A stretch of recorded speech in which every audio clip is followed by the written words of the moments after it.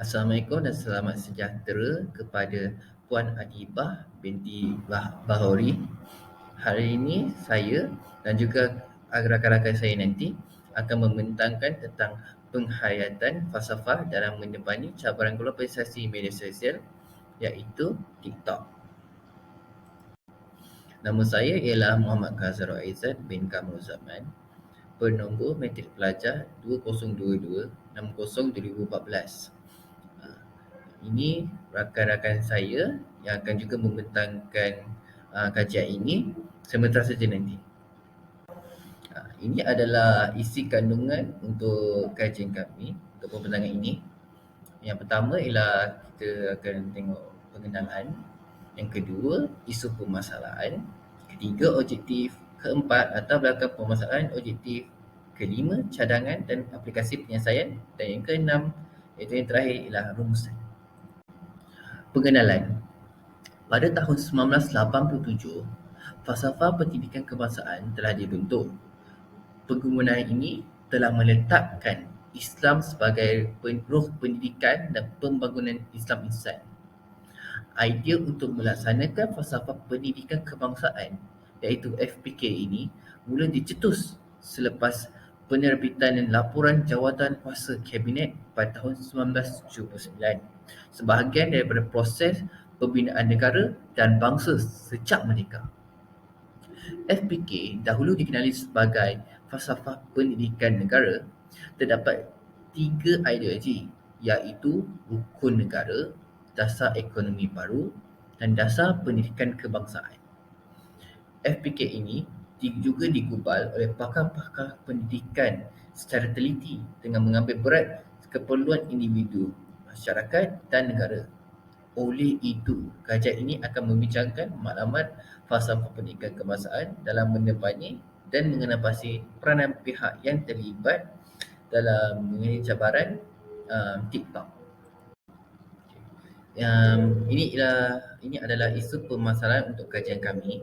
Yang pertama ialah untuk melahirkan pelajar yang seimbang dari aspek teori dalam maklumat falsafah pendidikan kebangsaan bagi menepani cabaran media sosial iaitu TikTok. Dan kedua ialah terdapat beberapa pihak perlu memainkan peranan bagi menghadapi cabaran media sosial iaitu TikTok. Yang ketiga ini ialah objektif. Objektif kita adalah untuk menguraikan maklumat falsafah pendidikan kebangsaan dalam menepani cabaran media sosial TikTok. Dan yang kedua pula ialah mengenapasi peranan pihak terlibat dalam menepani cabaran globalisasi media sosial iaitu TikTok. Latar belakang permasalahan kajian. Falsafah pendidikan kebangsaan FPK merupakan dasar pendidikan yang mempunyai maklumat untuk melahirkan insan yang harmonis dan seimbang dari berbagai jenis aspek iaitu dari segi jasmani, emosi, rohani, intelek dan sosial teoris. Kemunculan sosial media khususnya yang kita utamakan sekarang ini ialah TikTok telah memberi ancaman kepada dasar ini kerana sosial media tersebut sedikit sebanyak telah mencemarkan sebahagian rakyat Malaysia terutamanya remaja kita. Berbagai masalah yang timbul yang berpunca daripada TikTok dari berbagai aspek seperti akhlak mereka, daya pemikiran mereka dan juga pegangan agama mereka yang semakin lama semakin terhakis daripada diri mereka. Oleh pada itu, pihak-pihak yang terlibat perlulah menegakkan dan menyebarkan kembali dasar falsafah pendidikan kebangsaan agar dapat memulihkan kembali rakyat-rakyat Malaysia dan meneruskan dasar ini ke generasi yang akan datang. Bahagian yang selanjutnya akan disambungkan oleh rakan saya selepas ini. Baiklah, saya akan meneruskan pembentangan yang seterusnya iaitu menguraikan matlamat falsafah pendidikan kebangsaan dalam menepani cabaran media sosial. Okey, umumnya kita tahu bahawa matlamat falsafah pendidikan kebangsaan ini amat penting lebih-lebih lagi kepada golongan belia yang bakal memerintah generasi yang akan datang. Okey, falsafah pendidikan kebangsaan negara ini Falsafah pendidikan kebangsaan ini membawa matlamat untuk lahirkan insan yang harmonis dan seimbang dalam pelbagai aspek iaitu aspek jasmani, rohani, emosi, intelek dan juga sosial bagi melahirkan bagi melahirkan warga negara Malaysia yang baik dan juga berguna. Okey, namun begitu, kemunculan pelbagai media sosial ini kadangnya mampu mempengaruhi manusia dalam tidak kira sama ada perkara itu perkara yang baik maupun yang buruk. Oleh itu FPK ini diwujudkan untuk membimbing manusia memikirkan perkara yang benar dan juga perkara yang salah. Dengan membawa matlamat untuk melahirkan warga negara Malaysia yang berilmu pengetahuan, berketerampilan, berakhlak mulia, bertanggungjawab dan berkeupayaan mencapai kesejahteraan diri serta memberi sumbangan terhadap keluarga, masyarakat dan juga negara. Okey. Mari kita bincangkan aspek-aspek FPK ini. Okey, yang pertama ialah jasmani. Okey. Pada zaman kini kita dapat lihat bahawa manusia ni sering mengabaikan jasmani mereka, iaitu kesihatan fizikal. Okey, kesihatan fizikal. Apa yang kita dapat kaitkan jasmani dengan social media ini? Okey. Social media ini mempengaruhi manusia. Manusia akan terlalu leka. Kita akan terlalu leka dengan social media yang menyebabkan kita duduk terlalu lama di dalam bilik, tidak mendapat suasana yang aman serta udara yang segar. Okay, kita akan sentiasa duduk dalam bilik, membongkok, duduk serta dan juga baring. Aktiviti yang mana kita tidak berjalan, ianya akan menjejaskan kesihatan kita. Dan selain itu juga akan menjejaskan kesihatan mata kita, iaitu mata ini apabila digunakan terlalu lama melihat skrin telefon yang bercahaya, ianya akan menyebabkan rabun dan juga menyebabkan kerosakan kepada mata. Oleh itu, manusia perlu bijak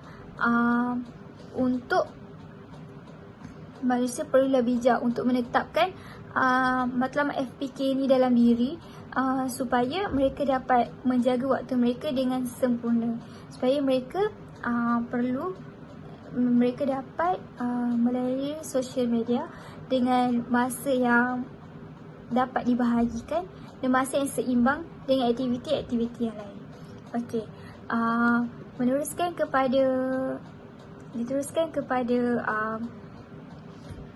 kepada aspek yang seterusnya, iaitu emosi. Okey, bagi masalah emosi ni pula, media sosial TikTok juga mudah mempengaruhi manusia. Okay. Sebagai contohnya, seperti yang kita tahu, baru-baru ini berlakunya kematian pemilik akaun TikTok yang popular, yang mana mangsa telah dibuli secara cyber oleh orang ramai melalui komen-komen video yang disiarkan dalam video TikToknya, dalam posting-posting video TikToknya. Okay. Mangsa telah membuat keputusan untuk membunuh diri kerana terlalu tertekan dengan komen-komen dan buli yang telah dilemparkan kepadanya. Okey, jadi polis telah diamanahkan untuk menyiasat mengapa perkara sedemikian berlaku, kerana hal ini betul-betul telah bertentangan dengan matlamat FPK kebangsaan kita. Okey, matlamat FPK kita adalah untuk melahirkan insan yang harmonis dan juga seimbang. Apabila perkara ini berlaku, ianya amatlah bertentangan dengan FPK kita, kerana ianya tidak lagi harmoni apabila menyebabkan kematian seseorang. Okey, oleh itu hal ini perlu diambil berat, kerana ianya bukan sahaja mendatangkan masalah emosi, malahan boleh juga berlaku masalah fizikal kepada diri kita. Okey. Beralih kepada aspek yang ketiga, iaitu intelek. Okey, intelek ni merupakan kemampuan berfikir dan memahami serta golongan cerdik pandai. Okey, bermain dengan social media TikTok ini memerlukan intelek agar akal dapat membezakan sesuatu perkara yang benar dan juga sesuatu perkara yang salah. Okey, kebanyakannya orang yang bekerja ini menggunakan social media untuk menyebarkan ilmu-ilmu yang telah dipelajari oleh mereka kepada orang ramai, supaya orang ramai dapat memanfaatkan ilmu-ilmu tersebut. Sebagai contoh, doktor-doktor di Malaysia ini menyebarkan ilmu yang berguna supaya manusia dapat memanfaatkannya, manusia dapat menggunakannya ketika berada dalam kesulitan. Namun begitu, ada baiknya, ada juga buruknya. Ada juga manusia yang tidak bertanggungjawab, yang mana orang yang kurang berilmu menyebarkan ilmu, menyebarkan pendapatnya. Sebagai contoh, Ustazah Afifah dan juga suaminya memberikan pernyataan yang bahawa minum susu boleh menjadi rabun. Isu ini telah mendatangkan kekeliruan kepada orang ramai kerana pada mereka yang tidak mungkin, pada mereka yang kurang arif akan kurang arif kepada benda tersebut, akan mudah mempercayai dan terpengaruh dengan kata-kata orang lain. Oleh itu, falsafah pendidikan kebangsaan ini telah menyatakan aspek internet itu penting dalam membentuk diri seseorang dan juga orang ramai. Okey, ini merupakan aspek yang terakhir, iaitu rohani. Okey, matlamat falsafah pendidikan kebangsaan ini melahirkan insan yang harmonis dan seimbang dari aspek rohani juga. Okey, rohani ini merupakan jati diri, pembentukan dan pembinaan watak yang selari dengan agama, adat dan serta sosial budaya di Malaysia. Okey. Oleh itu, bermain dengan media sosial TikTok ini perlulah mempunyai jati diri yang kuat, serta watak yang seimbang dengan watak yang seimbang sebagai imej yang membawa imej negara Malaysia. Okey. Seperti yang kita tahu, terlalu ramai yang menggunakan media sosial ini, media sosial TikTok ini dengan yang tidak mempunyai jati diri. Sebagai contoh, perempuan berpakaian lelaki dan lelaki berpakaian perempuan. Isu ini telah banyak berlaku di media sosial TikTok dan ia telah bertentangan dengan FPK kita kerana ia tidak mempunyai jati diri serta watak yang dibawa itu adalah berlainan dengan bertentangan dengan imej negara Malaysia. Okey, itu. Okey, perkara ini tidak melambangkan imej yang baik, malah sebaliknya. Okey. Seterusnya, perkara ini akan berkembang luas. Oleh itu, setiap individu yang bermain media sosial ini perlulah memegang matlamat falsafah pendidikan kebangsaan ini agar diri tak mudah dipengaruh serta dapat menetapkan jati diri sebagai rakyat Malaysia yang sebenarnya. Mempunyai rohani yang baik ini akan mendatangkan keharmonian kepada diri dan serta juga mendatangkan kebaikan kepada negara. Okay, jelaslah bahawa FPK ni amat penting. Seterusnya, saya akan menyerahkan pemberitahuan saya kepada orang yang seterusnya. Terima kasih. Baiklah, saya akan menerangkan pandangan ulama berkaitan hukum bermain TikTok. Baiklah, saya mengambil daripada pandangan mufti wilayah. Yang pertama ialah mereka mengatakan bahawa makruh sekiranya kita bermain TikTok, sekiranya hiburan itu tidak memberi kesan yang baik ataupun tidak memberi faedah kepada manusia. Sebagai contoh hadis yang diriwayatkan oleh Uqbah bin Amir radhiyallahu anhu, itu daripada Nabi Muhammad sallallahu alaihi wasallam, iaitu laisa minallahi ila salasu ta'bidu rujuli farasahu wa mula'abatuhu ahluhu wa ramyuhu biqaumihi wa tablihi. Okey, maksudnya ialah tidak termasuklah perkara yang hiburan sia-sia, melainkan 3 perkara, iaitu melatih kudanya, yang kedua adalah bermesra dengan isterinya, dan yang ketiga memanah dengan menggunakan busur anak panahnya. Okey, seterusnya hukum bermain TikTok yang seterusnya adalah haram. Hal ini kerana perkara itu akan membawa kepada keburukan kepada pengguna ataupun orang lain. Sebagai contoh, seseorang itu mempamerkan video ataupun maklumat yang palsu ataupun tidak benar di media sosial, terutamanya di laman TikTok. Ini akan menjadi mudarat kepada seseorang lain yang tidak tahu apa sebalik video tersebut. Sebagai hadisnya ialah ma ada ila harama fahuwa haram, bermaksud apa sahaja yang membawa kepada haram, maka ialah haram. Maksud di sini menyebarkan video palsu adalah merupakan perkara yang tidak baik. Bila seorang itu menyebarkan video yang palsu, ia akan memudaratkan kepada orang lain, seperti yang saya cakap tadi. Okey, akhir sekali, pandangan mufti wilayah mengatakan bahawa hukum bermain TikTok ni dibenarkan ataupun digalakkan kerana jika hiburan itu ataupun ada kandungan cerita tersebut memberi kesan yang baik kepada individu ataupun orang lain. Sebagai contoh, menyampaikan ceramah pendek di platform TikTok. Dengan adanya pencapaian ceramah itu akan memberi manfaat kepada orang sekeliling. Terima kasih kepada pembentang sebelumnya. Assalamualaikum. Nama saya Rohana binti Abdul Razak. Pada bahagian ini saya akan menerangkan tentang peranan pihak yang terlibat dalam menghadapi cabaran media sosial TikTok. Yang pertama, peranan individu. Setiap langkah awal sentiasa bermula dengan diri sendiri kerana hanya kita yang mampu menggerakkan segala anggota badan dan mengubah pendirian kita sendiri. Namun, dengan adanya internet, pelbagai perkara dapat diakses termasuklah media sosial, segala maklumat hanya di hujung jari. Disebabkan itu, keimanan jati diri perlu ada dalam setiap individu dalam mengawal diri dari menyalahgunakan media sosial. Tidak dinafikan bahawa kadang-kala kita lalai dalam menahan diri. Disebabkan itulah manusia sering lupa. Yang kedua, peranan ibu bapa. Setiap pembelajaran awal memang bermula dari rumah dan ibu bapa merupakan guru dan figura pertama di mata anak-anak, dan ibu bapa merupakan pendidik awal untuk kanak-kanak menjadi seorang insan yang berguna. Disebabkan itu, ibu bapa perlu melakukan pemantauan secara berkala dalam memantau anak-anak dalam melayari media sosial. Dengan cara ini, kita dapat mencegah anak-anak daripada mengakses perkara yang bukan-bukan seperti pornografi, laman web haram, cetak rompak dan sebagainya. Namun dengan cara ini juga, ibu bapa tidak perlulah terlalu mengongkong agar anak-anak tidak salah faham dengan perbuatan ini. Peranan yang ketiga, iaitu peranan pihak sekolah. Kita tahu yang sekolah ini merupakan tempat menuntut ilmu atau mempelajari suatu perkara yang tidak dapat diajar oleh ibu bapa.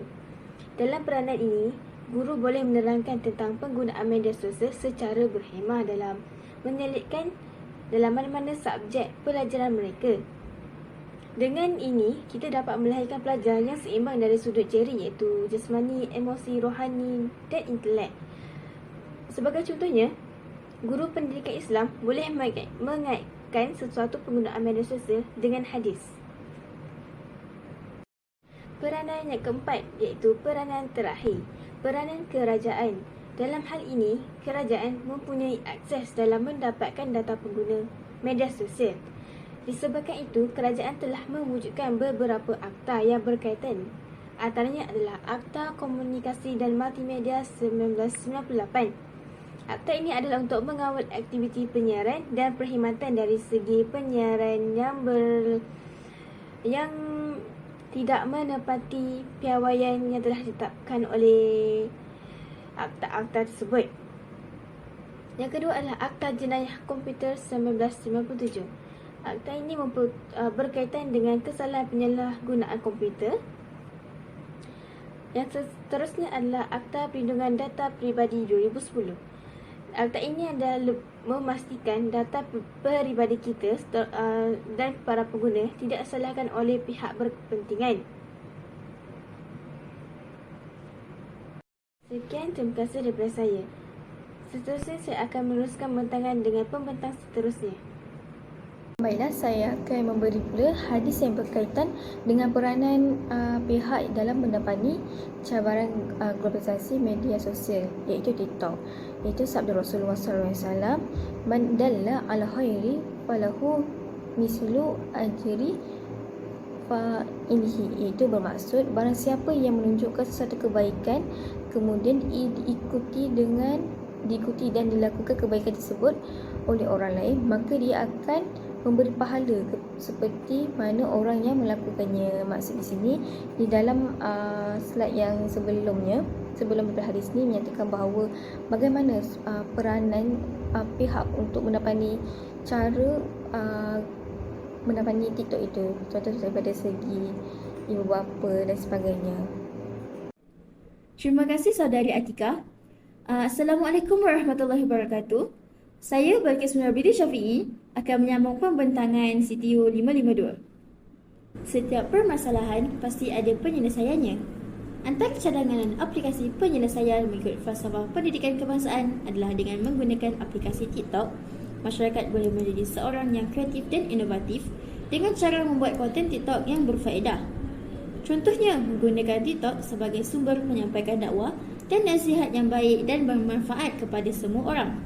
Hal ini menyebabkan seseorang itu boleh melihat dan mendengar sekaligus dapat menerapkan nilai-nilai murni yang ada dalam konten dakwah tersebut.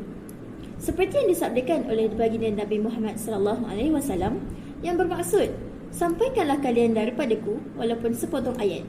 Hadis riwayat Al-Bukhari. Disebabkan itu, marilah kita menjadi seorang Muslim yang suka berkongsi maklumat atau perkara-perkara yang baik, kerana itu adalah tanggungjawab kita sebagai seorang khalifah di muka bumi Allah ini. Yang kedua, masyarakat akan menjadi seorang yang bertanggungjawab dengan cara tidak menyebarkan maklumat atau berita palsu. Ini mendapati maktamat falsafah pendidikan kebangsaan dengan melahirkan masyarakat yang bertanggungjawab kepada diri, masyarakat, agama dan negara. Hal ini kerana masyarakat lebih mudah menerima bulat-bulat berita palsu yang diterima berbanding mengkaji akan kesahihan maklumat yang diterima. Tambahan pula, kita sudah berada di akhir zaman di mana fitnah amat berleluasa. Terlalu banyak berita atau perkara yang tidak dapat dikenal pasti kesahihannya. Nabi Muhammad SAW bersabda dalam hadis yang diriwayatkan Huzaifah radhiyallahu anhu yang bermaksud, "Tidak masuk syurga orang yang mendebarkan fitnah atau mengadu domba." Riwayat Al-Bukhari dan Muslim. Oleh itu, janganlah kita menyebarkan perkara yang belum tentu kebenarannya agar kita tidak tergolong dalam golongan orang yang menyebarkan fitnah. Dan yang ketiga, dapat menghasilkan rakyat yang dapat membantu meningkatkan ekonomi negara selari dengan matlamat falsafah pendidikan kebangsaan untuk melahirkan rakyat yang maju dan aktif agar dapat melaksanakan tugas secara produktif. Cara rakyat membantu menaikkan ekonomi negara adalah dengan membayar cukai pendapatan secara berskala. Setiap orang mesti membayar cukai pendapatan ke atas semua wang yang mereka peroleh, keluarkan atau terima di dalam Malaysia atau dari luar Malaysia sepanjang tahun taksiran. Sesiapa sahaja yang berpendapatan gabungannya melebihi aman ambang yang ditentukan, yang boleh dikenakan cukai mesti mendaftar pemfailan cukai pendapatan.